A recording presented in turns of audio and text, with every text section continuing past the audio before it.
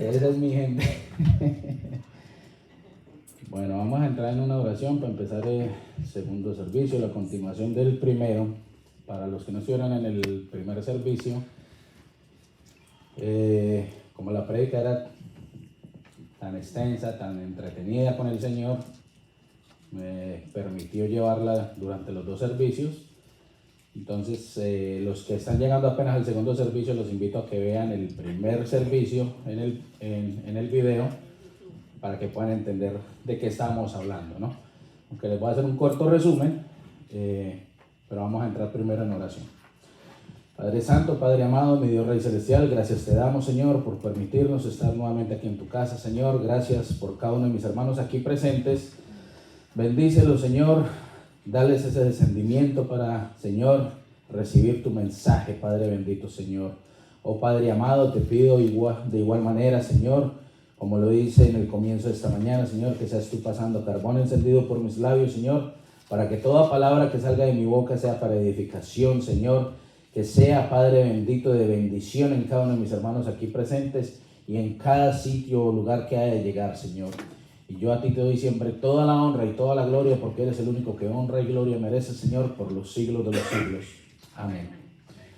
Bueno, para los que no estuvieron al comienzo del servicio, en el primer servicio, estábamos hablando de ser si son miembros o si son discípulos, ¿no? Hay una gran diferencia. Pues no quiero entrar mucho en el tema del comienzo, porque si no, pues ya sería otro tercer servicio y ya, desafortunadamente no tenemos el tercer servicio en el domingo. Pero sí los invito para que vean el video cuando tengan tiempo y van a poder entender. Para los que continuaron, los valientes que se quedaron para escuchar la segunda parte, pues ya sabemos de qué estamos hablando, ¿no?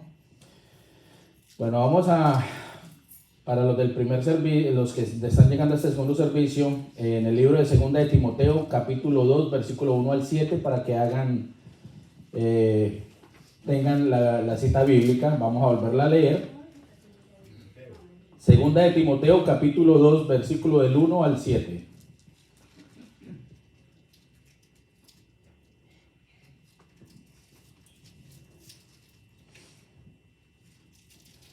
La palabra del Señor se lee en esta mañana en el nombre del Padre, en esta tarde, en el nombre del Padre, del Hijo y del Espíritu Santo. Amén. Tú pues, hijo mío, esfuérzate en la gracia que es en Cristo Jesús. Lo que has oído de mí ante muchos testigos, esto encarga a hombres fieles que sean idóneos para enseñar también a otros. Tú pues, sufre penalidades como buen soldado de Jesucristo. Ninguno que milita se enreda en los negocios de la vida a fin de agradar a aquel que lo tomó por soldado. Y también el que lucha como atleta no es coronado, sino lucha legítimamente. El labrador, para participar de los frutos, debe trabajar primero. Considera lo que digo, y el Señor te dé entendimiento en todo. En base a este pasaje bíblico, empezamos a hablar sobre, pueden tomar asiento, estamos hablando en base de si somos miembros de una congregación o somos discípulos de la congregación. Hay una gran diferencia, eso ya lo van a ver los que en el video del primer servicio, pero la diferencia es grande, es lo único que les digo. Si nos decimos llamar miembros, estamos ocupando una silla, o como nos decían en el colegio, viene a calentar silla. Un discípulo es aquel que está trabajando constantemente en atraer más vidas, más almas al Señor. Habíamos quedado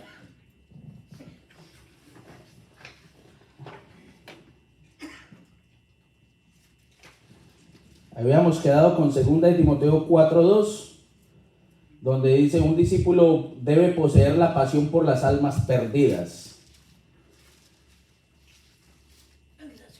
Dice, una de las cosas que le recomendó Pablo a su discípulo Timoteo fue que hiciera obra de evangelista. O sea, el Señor a nosotros nos ha dejado la obra de salir a evangelizar, de salir a buscar nuevas almas, nuevas vidas para el Señor.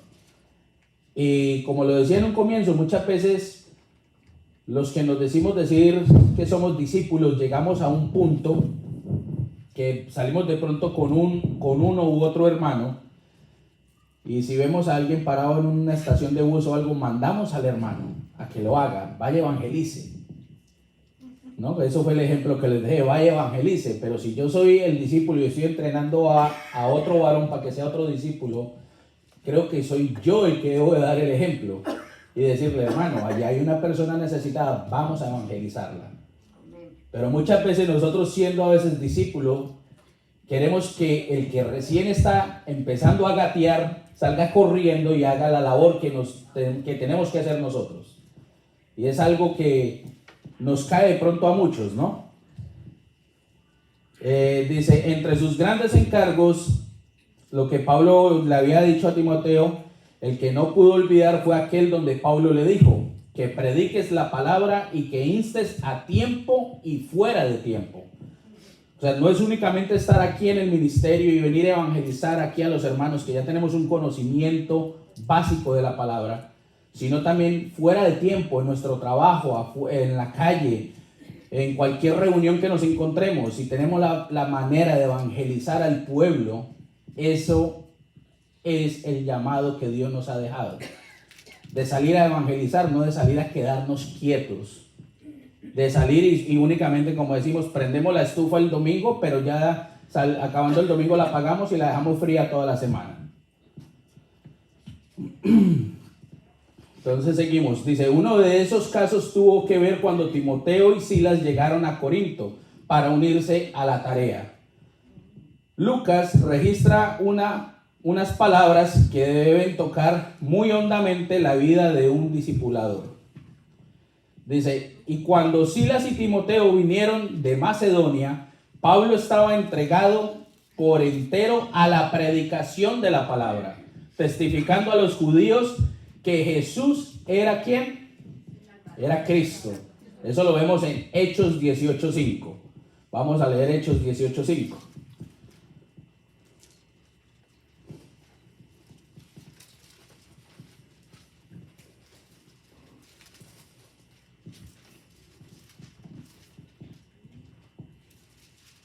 Bueno, prácticamente lo que les acabo de leer. Y cuando Silas y Timoteo vinieron de Macedonia, Pablo estaba entregado por entero a la predicación de la palabra, testificando a los judíos que Jesús era Cristo.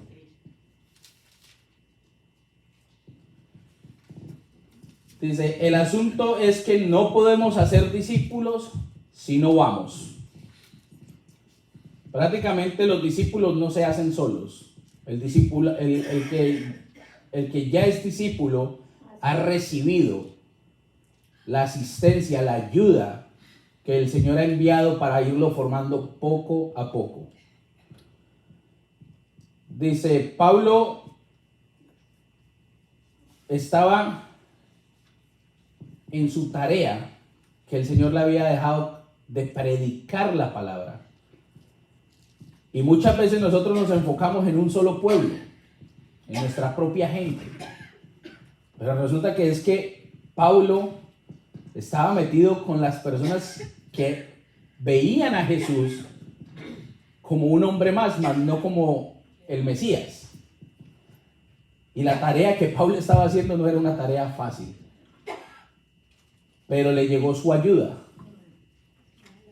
Entonces, aquí es donde yo a veces digo que muchas veces uno está tratando de evangelizarle a un pueblo que de pronto no creen en lo que nosotros estamos creyéndole al Rey de Reyes y al Señor de Señores, y nos podemos sentir intimidados, pero el Señor no te va a dejar en vergüenza. El Señor va a enviarte a ti esa ayuda, de la misma manera como lo hizo con Pablo, porque el Señor nunca deja a sus hijos en vergüenza. El Señor siempre apoya la palabra. El Señor siempre te da tu respaldo. Y aunque a veces sentamos que no tenemos un respaldo, hay hermanos que están orando detrás de nosotros. permitiéndonos llevar este mensaje más allá de estas puertas.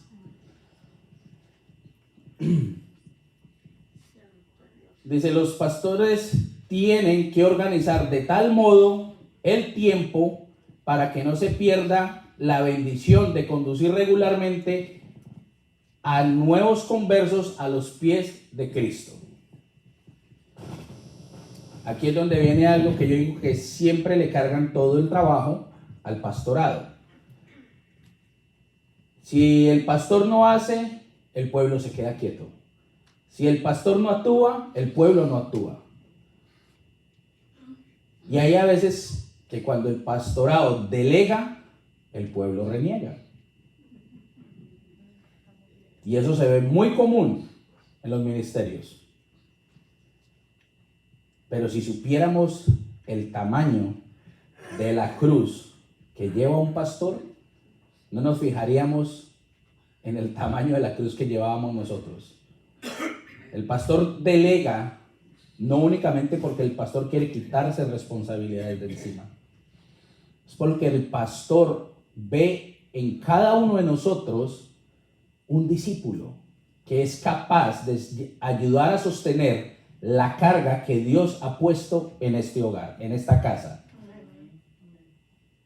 Entonces, el día de mañana que tengas un llamado de parte del pastor, de la pastora o de los discípulos de la congregación, aceptemos de que no es el hermano, no es la pastora, sino que es Dios quien quiere usarte en su obra. Que es Dios que quiere empezar a trabajar contigo, que te quiere empezar a formar para que el día de mañana seas portador de su palabra en muchos sitios. Los evangelistas que hoy en día existen no salieron porque sí, porque quisieron salir, se tuvieron que preparar y tuvieron que tener el respaldo de un pastorado para poder salir a evangelizar afuera. No es fácil tratar con el pueblo inconverso y más en condiciones cuando les suceden tantas cosas y ellos no creen en la palabra del Señor. Es difícil ingresar, pero con el Señor no es imposible lograr la victoria en esa alma, en esa persona. Dice, al hacer eso les estamos enviando a los discípulos la señal de un buen ejemplo. ¿Somos nosotros ejemplo de qué? De ser servidores en la casa del Señor. Yo escucho un muchacho a través de las redes sociales, es un influenciador de Colombia, que él dice que el que no sirve, ¿cómo es? El que no vive para servir, no sirve para vivir. Ese mismo. El que no sirve para vivir, no vive para servir. Se ve que el hermano también lo conoce. Y es un muchacho que de no tener nada, gracias a las redes sociales, ha logrado avanzar, pero él siempre le da la honra y la gloria al que honra y gloria merece. Y es un muchacho que no ha olvidado de dónde salió y él sigue luchando en seguir dándole palabra a la gente. Y me llamó la atención esta semana que se acercó a una iglesia y le decía a los allegados a la iglesia, a los hermanos de la iglesia: si usted me dice un versículo de la Biblia, se gana 100,000 pesos. Y fueron muy pocos los que salían de la iglesia y eran capaces de decirle Mateo 5, Marcos 6. Nadie se sabía los versículos de la Biblia. Entonces, ¿qué estaba viendo yo en ese momento?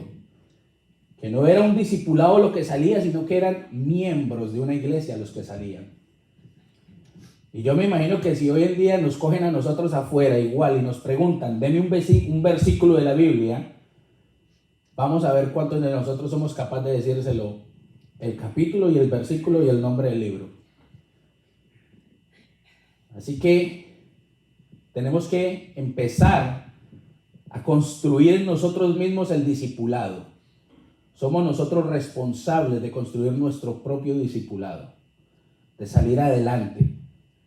El hecho que yo esté aquí parado esta tarde no es el hecho que yo me sepa desde Génesis hasta Apocalipsis. Pero sí le doy la honra y la gloria a Dios que me ha ayudado a discernir su palabra y a poder traer los mensajes que Él me ha dado durante este tiempo. Dice, punto 3, un discípulo nace para reproducirse en otros. Un discípulo nace para reproducirse en otros.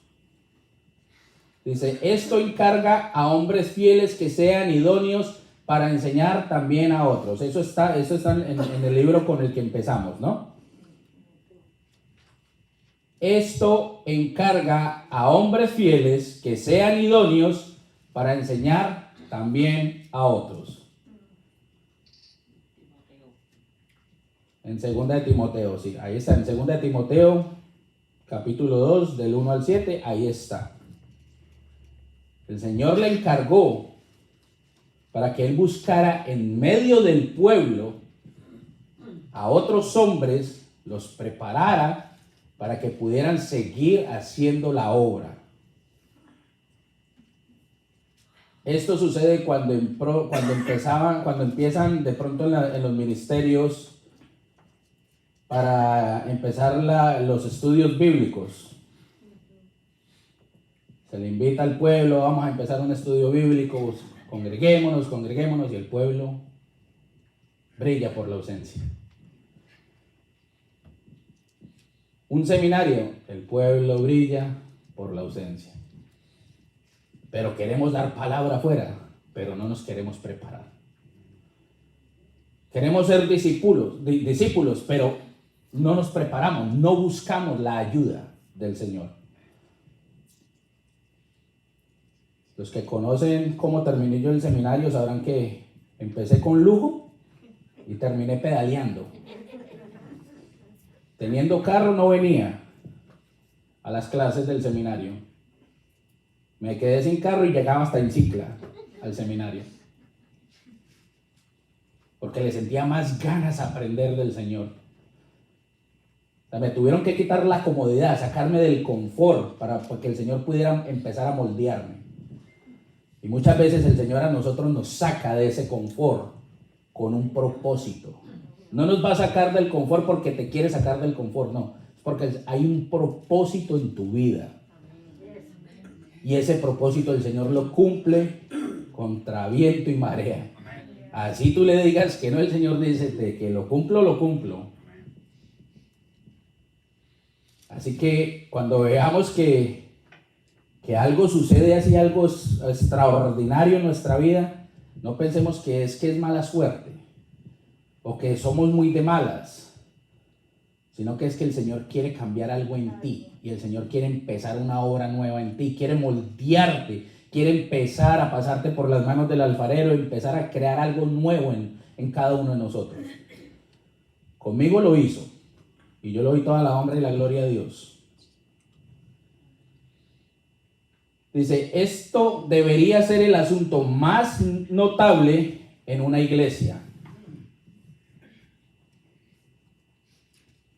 Si yo ya tengo algo de conocimiento en la palabra del Señor, sentarme con los hermanos que no tengan el conocimiento tan profundo y empezar a explicarles la palabra. Y este hermano va a tener esa emoción de seguir aprendiendo y de seguir comiendo de la palabra, de este maná que el Señor nos da a diario en esta palabra. Y va a salir y va a empezar a decir, usted sabe que hay un Dios que vive. Y ahí estamos formando nuevos discipulados. Dice, descubrir a esos hombres fieles y usarlos. No es fácil descubrir un hombre, una mujer fiel en la congregación que pueda servirle al Señor.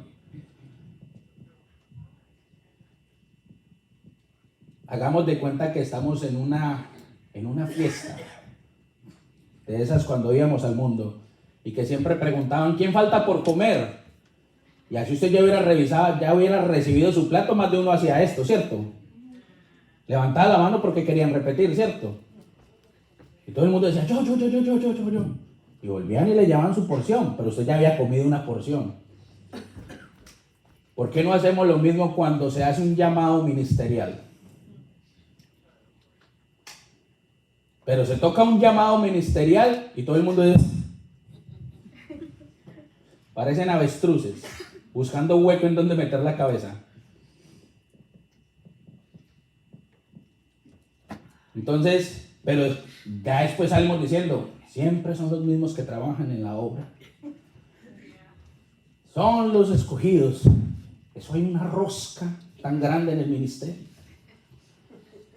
Pero es que si hacen el llamado y el pueblo no atiende al llamado, le toca siempre a los mismos acudir al llamado del Señor. Y no es que tengan preferencia con el hermanito, con la hermanita, no. El problema es que el hermanito y la hermanita tienen más ansias de servirle a un Dios que vive y reina que de servirle al mundo. Esa es la gran diferencia entre un miembro de una congregación y un discípulo de una congregación. Dice, el transferible viene por medio del encargo. Timoteo ya estaba formado. ¿Y ahora qué?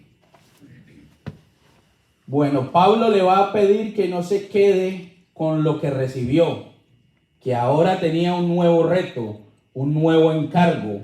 Ante él había una nueva visión del discipulado. Es aquí donde todos fallamos. En los programas que comenzamos sobre este tema pareciera quedarnos en formar solo a los Timoteos. Muchos queremos formar solo Timoteos y nos queremos enfocar en formar un solo Timoteo, pero no vemos más allá, que detrás de ese Timoteo hay millones más de los que podemos usar para formarlos, pero nos enfocamos solo en uno. Es que este tiene presencia, este tiene porte, este tiene con qué, y los demás. Todos fuimos hechos ¿a qué? A la imagen y semejanza de Dios. Nadie es mejor que el otro. Todos somos iguales. Que uno es más clarito, el otro es más oscurito, pero todos somos iguales ante Dios. El Señor usa desde el cojo hasta el ciego para poder llevar su palabra. Y hay iglesias que buscan la perfección en el predicador que se tenga que montar en el púlpito. Qué tristeza escuchar esos ministerios. Que si usted tiene un defecto no puede llevar la palabra, no se puede montar, eso es lugar santo. En un sitio que digan eso, ahí no hay mover del Espíritu Santo.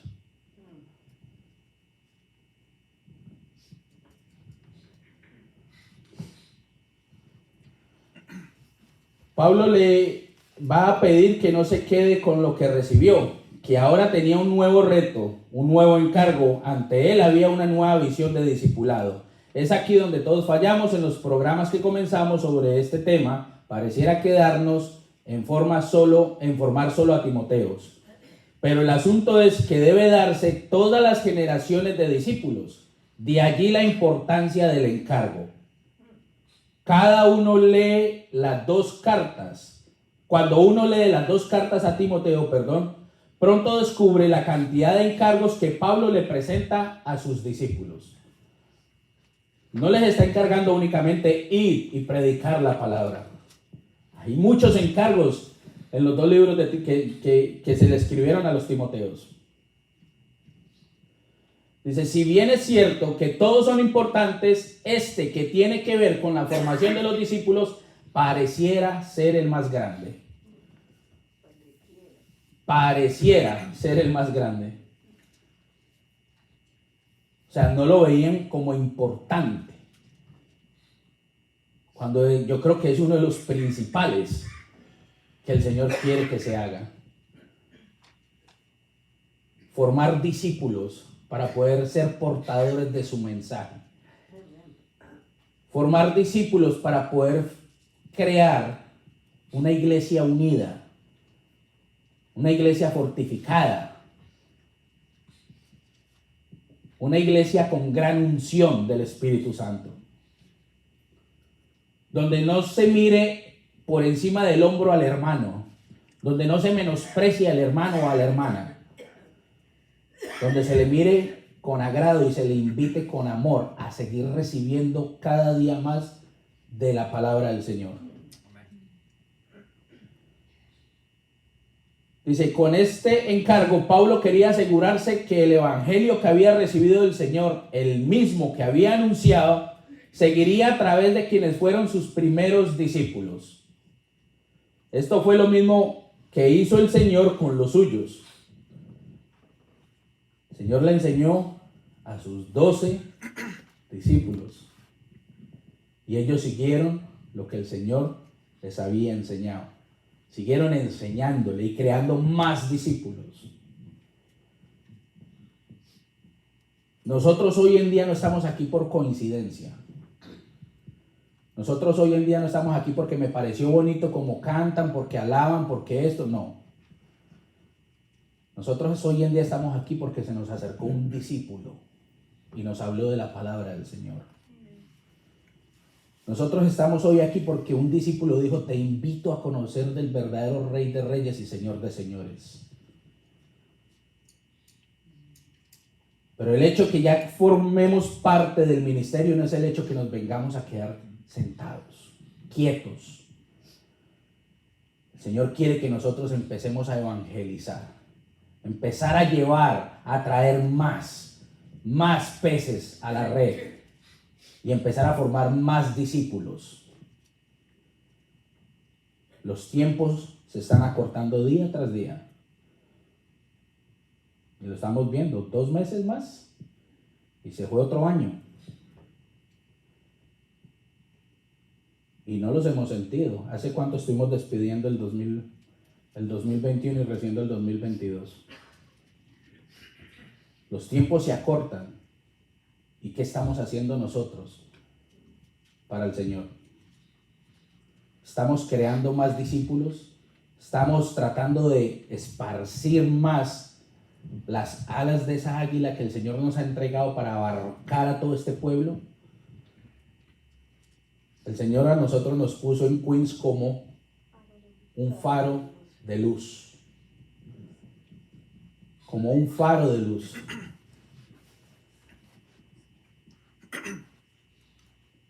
¿Cuántas iglesias encontramos desde la Broadway hasta la Johnson Boulevard? Contaditas hay por ahí unas 8 o 10 en ese pedacito. Y mantienen llenas.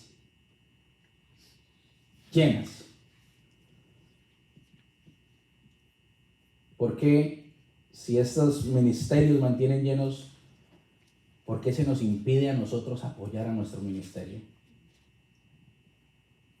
¿Qué nos impide a nosotros venir a apoyar un servicio un miércoles, un viernes? ¿Qué nos impide venir a apoyar un servicio un domingo? Estamos casi la mitad del templo ahora, pero fue porque les hice la invitación en el primer servicio.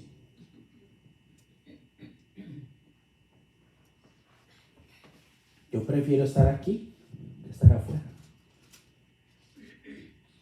Y sale uno con una energía, con una alegría, con un positivismo, y sale uno y quiere bendecir a todo el mundo.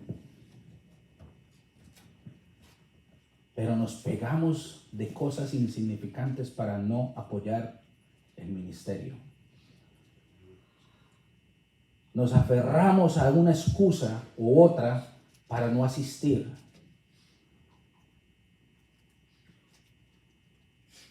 ¿Cuántos hombres o mujeres se han bajado de un púlpito al no ver el apoyo de una congregación?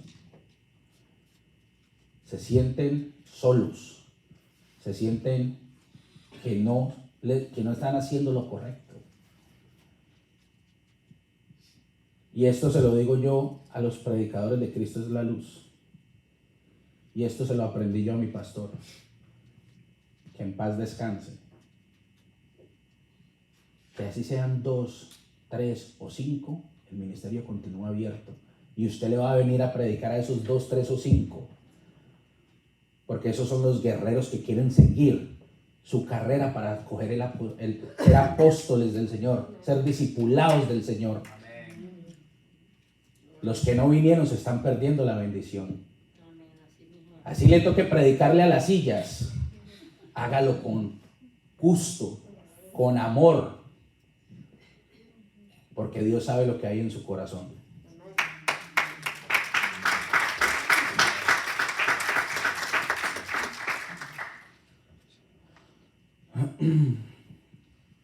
Dice, esto fue lo mismo que hizo el Señor con los suyos. El encargo de la gran comisión descansaba en los 11. Si ellos fallaban, fallaba todo el programa. Hay que encontrar a los hombres fieles, a los discípulos. Dice, Timoteo ahora es responsable de transmitir la revelación divina dada por Pablo a hombres fieles con un carácter aprobado. Los hombres fieles no están a la vuelta de la esquina, ni vienen en paquetes listos como vienen las laminitas hoy, todo el mundo desesperado que el mundial abriendo a buscar a Messi y a Ronaldo. Así no vienen hoy los hombres fieles a la congregación. Dice, ni vienen en paquetes listos para ser usados. Note que no dice de hombres santos o sabios, sino fieles. El Señor no está pidiendo santidad, ni el Señor está mirando si eres inteligente para servirle como un discípulo. El Señor quiere que seas fiel al llamado que Él te está haciendo. ¿Y cuál es la fidelidad? Apoyar el ministerio, estar presente en las obras del Señor, ser servicial al llamado, no escondernos.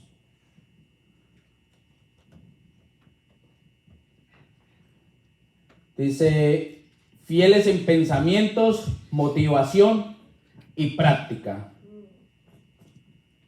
Fieles en pensamientos, motivación y práctica. ¿Qué gano yo con saber algo si no lo pongo en práctica?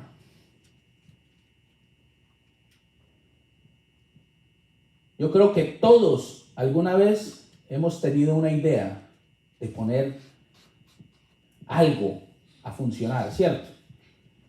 Y se nos viene esa imagen y decimos, uy, si yo pongo esto y me da resultado, uy, yo puedo lograr hacer algo. Pero te llega un espíritu de temor que te invade, que te frena, y una cosa de pensar a ponerlo en práctica, se desvanece la idea. Y yo creo que donde muchos pusiéramos en práctica esos sueños que algún día tuvimos, hoy en día estuviéramos quién sabe en dónde, sirviéndole a Dios de una manera increíble y agradecidos por todo lo que Él nos hubiese brindado, más de lo que ya nos ha dado.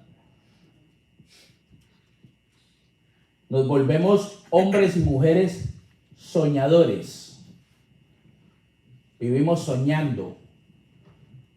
Si yo hago esto, ya, si lo ayudo y cojo y arreglo y volteo, pero ya, hasta ahí llegó. A mí una vez me dijo alguien que si uno no se arriesga, usted no sabe si le va a ir bien o le va a ir mal. Muchos hemos tenido ese pensamiento de abrir un negocio, pero si yo no me arriesgo, yo no voy a saber si me va bien o me va mal. Pero yo creo que si nosotros nos motivamos a abrir estos negocios, ¿nos va a ir mal? Si le servimos a un Dios que vive, a un Dios que reina, ¿nos irá mal a nosotros en los negocios? Si somos fieles al llamado del Señor, ¿nos irá mal a nosotros? Entonces, ¿por qué hay temor de invertir nuestro tiempo en la casa del Señor? Si el Señor te lo va a recompensar. ¿A cuántos de nosotros el Señor nos ha mandado a descansar sin probar bocado? Así sea una guapanela con pan, pero estás comiendo. No estás aguantando hambre. Y eso es una bendición que muchos no tienen afuera. Y eso es para uno agradecerle a Dios. Mi hermano Oscar estuvo mucho tiempo comiendo maruchas, las sopitas chinitas.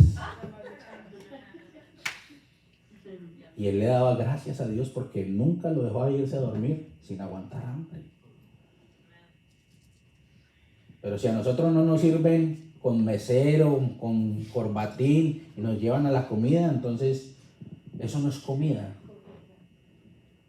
Un arroz con huevo es lo más rico que hay. Con plátano maduro. Imagínense, le metemos el plátano maduro, queda más sabroso. Oiga, ya me dio hasta hambre. Entonces, empecemos a trabajar, a formarnos como discípulos del Señor. Dejemos de mirarnos como miembros de una congregación.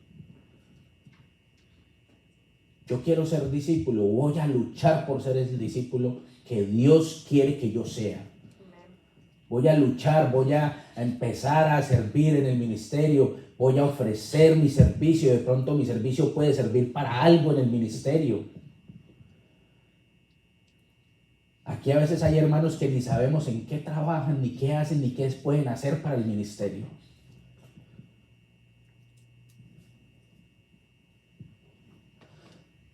Los hombres fieles son los que nos aseguran iglesias estables. Muchas veces por el afán de los números podemos pasar por alto este encargo apostólico. Aquí es donde entran los famosos pastores que cobran por todo y se les volvió todo monetario. Y se les olvida que hay que formar un discipulado. Se les olvida que hay que formar maestros. Se les olvida que hay que ayudar a formar apóstoles. Y solo quieren todo lo económico del pueblo. Y eso vemos esas congregaciones a reventar. A reventar. Pero cuando esos varones abren los ojos y van a una iglesia pequeña y empiezan a hablarle la palabra, entonces ya empieza a chocar la palabra. Porque ya vienen con temor a que los engañen nuevamente.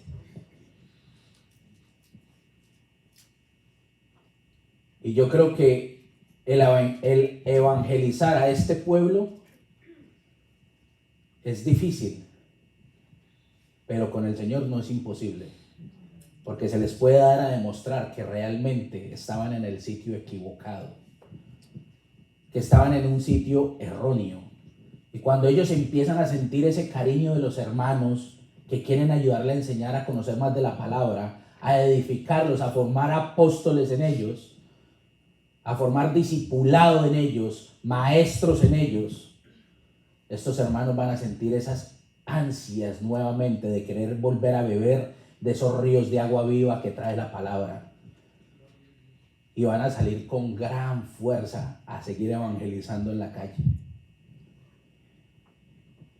Dice, no podemos darnos el lujo de tener como líderes a personas que están viviendo una doble vida. Tan lindo que se ve los domingos con traje, tan hermoso, tan bello.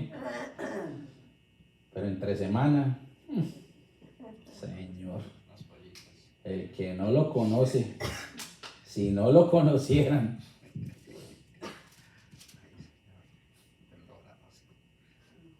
Demostramos doble vida, doble cara al Señor. El Señor sabe, pero muchas veces los hermanos no. Muchas veces los hermanos dirán, ay, tan lindo, tan santo, qué lindo, qué bello como lo usa el Señor esa palabra, ay, no. Pero y entre semana, ¿qué sabemos que hacen los hermanos?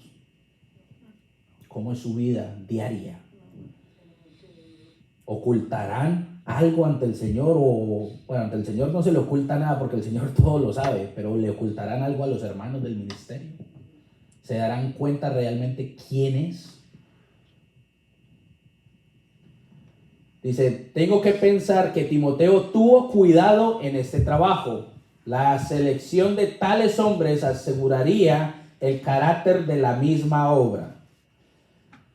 No se nos dan los nombres de los discípulos de Timoteo, pero ellos serían tan fieles como Pablo y Timoteo.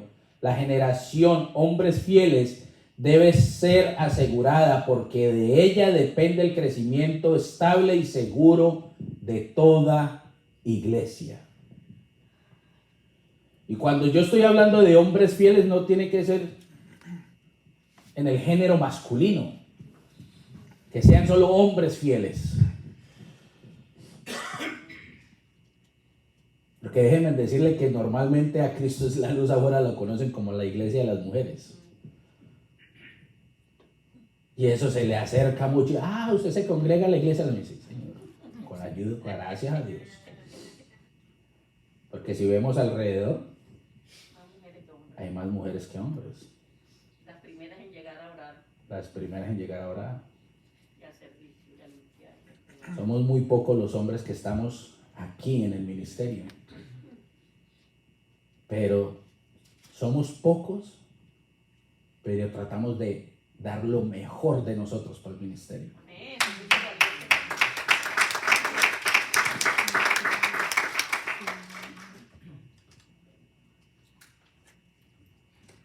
Dice, nos asombramos cómo después que murió Josué, se levantó otra generación que no conoció al Señor. Es hora de nosotros salvar nuestra generación a través del trabajo de los hombres fieles. Que no nos avergoncemos en decir, yo voy a la iglesia porque es que yo quiero aprender y quiero hacer de ti, hijo, algo mejor para la humanidad. Quiero formar en ti un gran discipulado. Quiero que tú seas mejor que yo. Que tú lleves más lejos la palabra de Dios de lo que yo la he podido llevar. Que tú seas portador de este mensaje tan hermoso que el Señor me dio a mí. Empezar a formar a nuestros nietos en la palabra del Señor, a darles palabra, empezar a formar esos discípulos desde niños, para cuando algún día lleguen a una universidad y lleguen a hablarles de que Dios no existe, de que el mundo fue creado por el Big Bang, ellos estén cimentados en su palabra.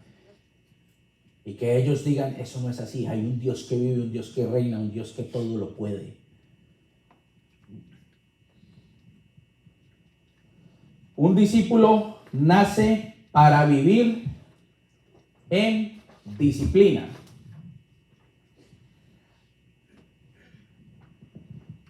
En mi época, cuando yo estudiaba en Colombia, calificaban la disciplina. Y lo primero que preguntaban los padres cuando llegaban a las reuniones de padres y maestros decía, ¿cómo es en disciplina?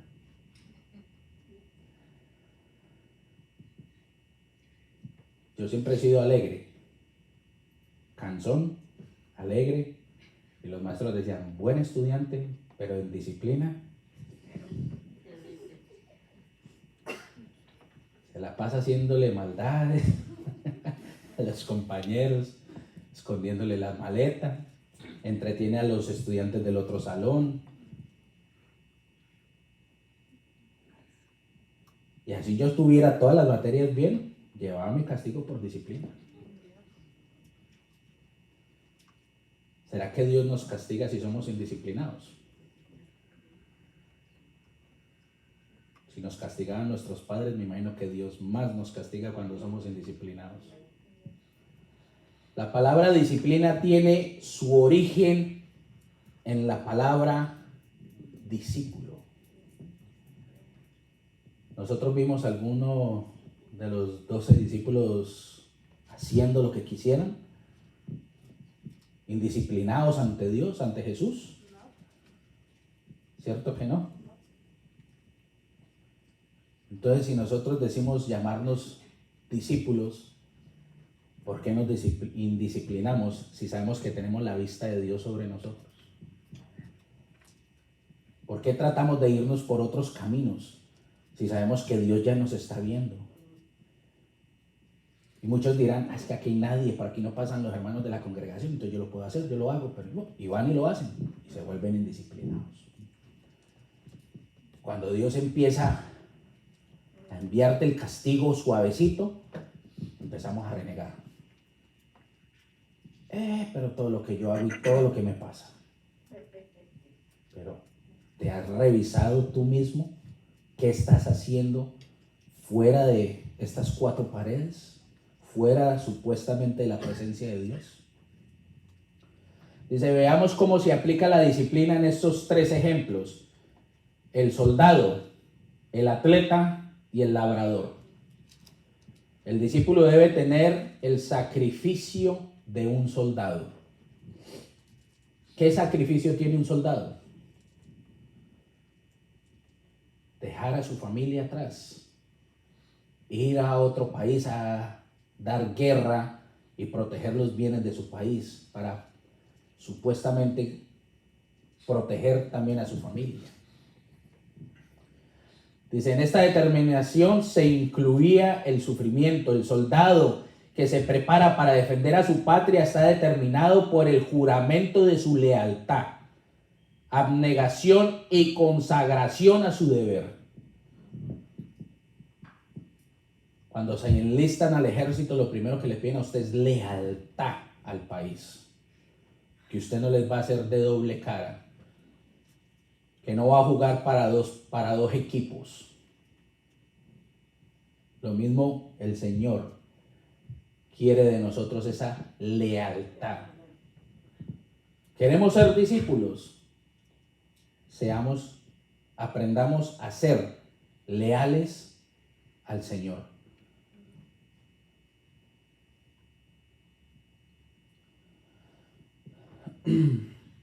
Esto le exigía los sufrimientos propios de los entrenamientos, el combate en sí y del sacrificio de estar lejos de sus amados. Le hará muy bien a la iglesia que tengamos discípulos que sufran penalidades como buenos soldados en Cristo. ¿Y cuáles son estos soldados? Aquí hay un ministerio y este ministerio con la ayuda de Dios se va a volver a reactivar. Y es el ministerio de... ¿El ministerio de? No, hay un ministerio. Miren lo que les estoy diciendo. El sacrificio de dejar lejos a sus amados. Aquí hay un ministerio. No.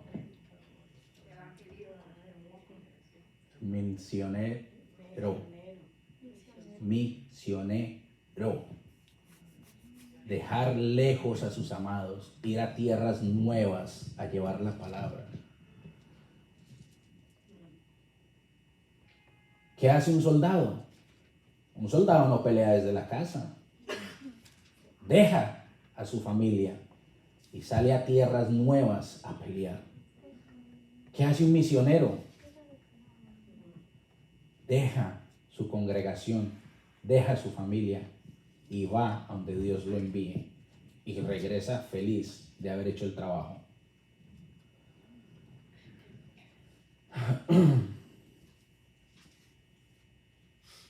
Dice, esto le exigirá los sufrimientos propios de los entrenamientos, el combate en sí y el sacrificio de estar lejos de sus amados. Le hará muy bien a la iglesia que tengamos discípulos que sufran penalidades como buenos soldados de Cristo. Sabemos que el apartarnos de nuestra familia nos va a traer un poco de dolor, ¿cierto? Pensar en qué están haciendo nuestra familia y yo por acá sirviéndole al Señor, ay, en medio de la jungla, ay, donde solo veo micos, leones. ¿Cierto? Y pensar qué está haciendo la familia. Si yo voy con gozo, con agrado a lo que el Señor me está enviando, Dios se ocupará de mi familia. Dios suplirá mis necesidades.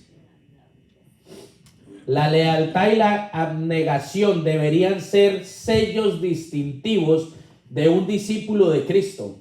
Un soldado se levanta temprano para cumplir con su deber. Un soldado es fiel porque juró dar su vida para defender su patria. Esta es la misma demanda para un discípulo de Cristo. hermanito, lo invito a que oremos a las 5 de la mañana. Yo lo llamo. Llámeme que yo contesto. Y le quitan el volumen al teléfono. Ay, hermano, si usted viera que se me olvidó cargar el teléfono. Y sucede mucho, ¿cierto? Mucho sucede. ¿Cómo aprendí yo a perder ese temor de estar al frente de la congregación? Estando aquí a las 5 de la mañana, clamando a las 5 de la mañana. Y a pesar de que eran 6, 7, a veces 8, sentía temor. Llevar un clamor a esa hora. Y dije, ¿qué será el día que me toque montarme al púlpito delante del pueblo? Pero Dios sabía por qué me estaba preparando. Dios sabía por qué estaba haciendo las cosas. Yo solo fui obediente. El discípulo debe poseer la mentalidad de un atleta. Los hombres y las mujeres que están siendo levantados al podio de la premiación en los llamados Juegos Panamericanos o Juegos Olímpicos, saben que detrás de sus medallas ha estado un arduo y penoso trabajo de disciplina. Al atleta no le llega la medalla sola a la casa.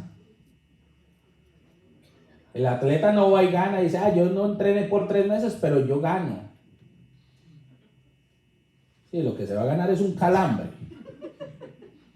porque no ha entrenado. Si yo dejo de leer la palabra, ¿qué me voy a ganar yo?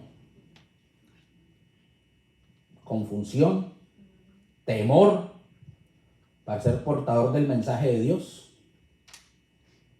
Así que nosotros debemos de ser atletas en seguir leyendo constantemente la palabra del Señor, seguir nutriéndonos espiritualmente con la palabra de Dios para poder ser llamados discípulos del Señor.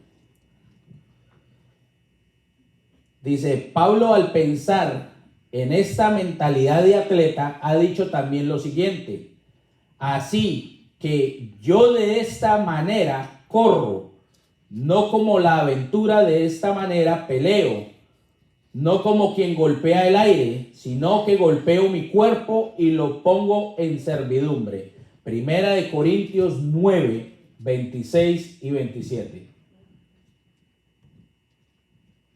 El discipulado cristiano demanda golpear el cuerpo para que sea efectivo. Ahorita no vayan a salir a darse golpes.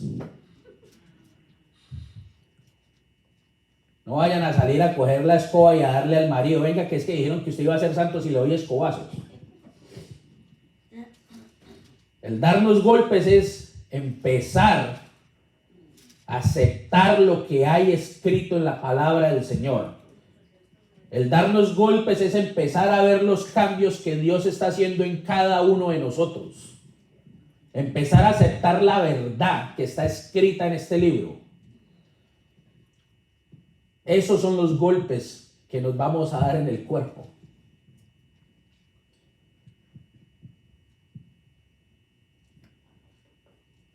El atleta tiene un solo objetivo en su mente: ganar una medalla de oro. El discípulo sabe que al final de su jornada recibirá también su corona de gloria.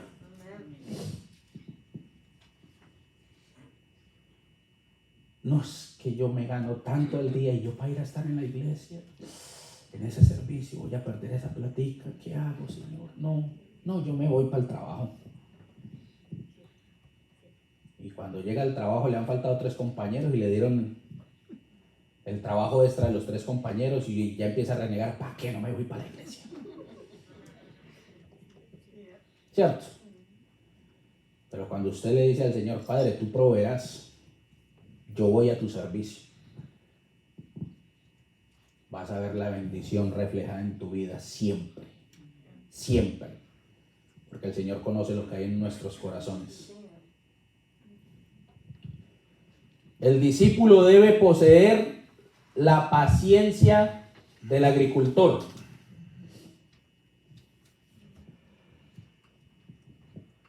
Los que sabemos algo del campo,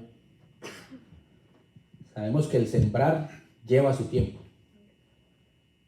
Eso no es como en las caricaturas que pasaba el gato Tom sembrando y salía la plantica ahí mismo. Eso no es así. Se lleva su tiempo. Y el agricultor tiene que tener paciencia para esperar la cosecha. Yo no puedo salir a formar nuevos discípulos y esperar que en 24 horas ya estén al nivel que el Señor me ha tenido a mí. Yo tengo que ser paciente y constante en la formación de nuevos discípulos, en la formación de nuevos maestros, en la formación de nuevos predicadores. Ser paciente. Si yo no tengo paciencia, lo que se va a formar ahí es una piñata. Va a salir de todo, una mezcla toda rara, si no soy paciente. Y eso es algo que más nos ataca el enemigo a nosotros. La paciencia. El labrador trabaja muy duro en la preparación de la tierra y en la siembra de su semilla. Su labor está rubricada por la paciencia y la constancia. El fruto no llega inmediatamente. Habrá que esperar el tiempo de que la misma naturaleza determine para que todo esto ocurra. Mejores ilustraciones no podrían ser dadas para aplicarlas al campo del discipulado. Jesús tuvo la paciencia de 3 años y no fue sino hasta que después de su resurrección cuando vio la cosecha de su discipulado. Cuando Jesús volvió a la vida, empezó a ver las obras que estaban haciendo sus discípulos. Así que no esperemos a que si yo les doy palabra, o el hermano le da palabra, o la pastora le da palabra, usted ya va a salir corriendo a dar palabra afuera, porque no va a hacer nada. No estás preparado, no estamos preparados al nivel que Dios nos quiere tener. Ya con esto termino. Dice, al final de este pasaje, Pablo le dijo a Timoteo estas palabras: considera lo que te digo y el Señor te dé entendimiento. Considerar lo que nos dicen y el Señor, y pedirle al Señor que nos dé entendimiento para poder entender lo que el Señor nos habla a través de los mensajes. A veces venimos y nos sentamos en las sillas y están predicando y somos idos por allá pensando, ¿será que le apagué el arroz? ¿O bajé los frijoles? ¿O será que me van a invitar a comer hoy? Y no le pedimos al Señor, Padre, dame descendimiento para entender el mensaje de hoy, porque quiero salir adelante, progresar contigo, Señor. Eso está en el versículo 7. Dice, ¿y qué fue lo que le dijo a Timoteo? ¿Qué es lo que dice el Señor a la iglesia de hoy? En la gran comisión Jesús ha dicho, y haced discípulos. El Señor no está diciendo y haced miembros. El Señor nos está mandando a hacer ¿qué? Discípulos. Jesús, nuestro modelo por excelencia para hacer discípulos, nos muestra que la esencia del discipulado radica en gastar tiempo con el discípulo. Él produjo hombres extraordinarios de hombres ordinarios. Lo mismo lo hizo Pablo. Uno de esos grandes discípulos fue Timoteo. Pablo invirtió en él desde su misma conversión, haciéndolo un discípulo modelo, tanto así que le escribió 2 cartas, llegando a ser verdaderos manuales pastorales. centrales. El discipulado de Pablo lo caracterizó la entrega y la excelencia. ¿En qué consistió su secreto? ¿En qué consistió su secreto? ¿Por qué es tan importante? Segunda de Timoteo 2:2. Ahí está la respuesta. Lo que has oído de mí ante muchos testigos, esto encarga a hombres fieles que sean idóneos para enseñar también a otros. ¿Cuál es el precio que debe pagarse para lograr que cada creyente sea un real discípulo? ¿Somos miembros de una iglesia para ser parte de su vida y compañerismo? ¿O somos discípulos para formar grandes hombres y mujeres que lleven la palabra del Señor hasta donde sea necesario llevarla?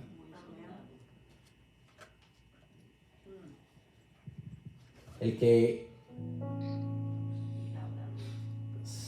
necesite o el que sienta que realmente ha estado todo este tiempo sentado en estas sillas, siendo un miembro de una congregación y quiera ser parte de ese discipulado que el Señor quiere que seamos para Él, pueden pasar al frente y el Señor va a empezar a orar con ustedes. Los que crean que son discipulados, oren, ayuden a formar más discípulos.